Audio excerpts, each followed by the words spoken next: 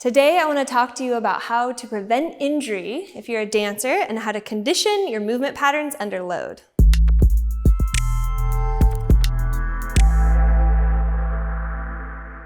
Over the years of training professional athletes and working with dancers in seminars and teacher trainings, I've noticed one common denominator with dancers.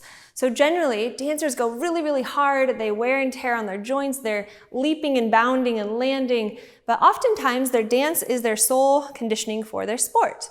So over time, our joints only have so much cartilage. If our low back is not stable or we're not cross-training for our sport under load, we can really wreak havoc on the nervous system and can eventually lead to injury. So for injury prevention, I developed Steel Mace Vinyasa as an opportunity to train the body under load so you can move through all the different movement patterns and eventually even start to put that into dance-type conditioning. So I'd love to just share a little bit of mechanics of working with mace and how you can move through different planes. So here I have a 7-pound mace. And let's say I wanted to condition my surge.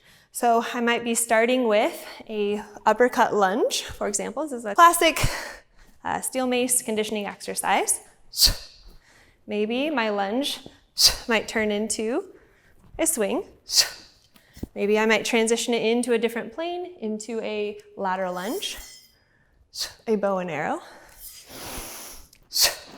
Eventually I can start to have my mace lead me. So getting comfortable with all of the mechanics of the mace and drilling them independently, what happens is I start to develop proprioceptive awareness, confidence, expression, and this really soothing cyclical pattern or circular pattern of my mace orbiting around my body and working on stability with my joints at the end range of motion.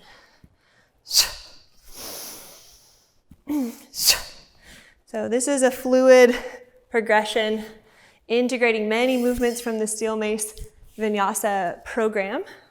And the goal is over time, we can use that tool to condition and prevent injury. So it might mean breaking apart the movements, but eventually, once you master those movements, the sky is really the limit on where you want to go.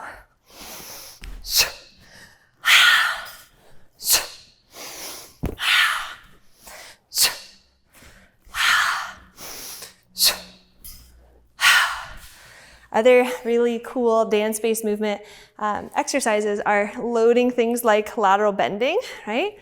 So stretching the lats, finding torque, finding control.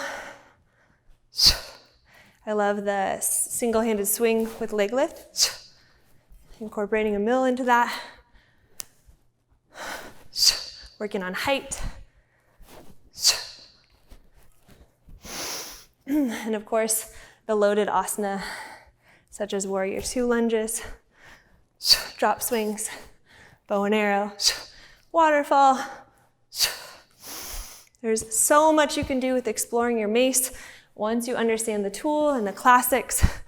It's really going to help you take your movement conditioning to the next level. Comment below if you have questions. I'd love to help you get some insight and maybe just start with some basics. And you can check out flowshala.com. We have online courses for support. We have virtual studio and virtual coaching. And I'd love to hear back from you. I want to know, what do you want to learn? How can I help you improve your movement practice?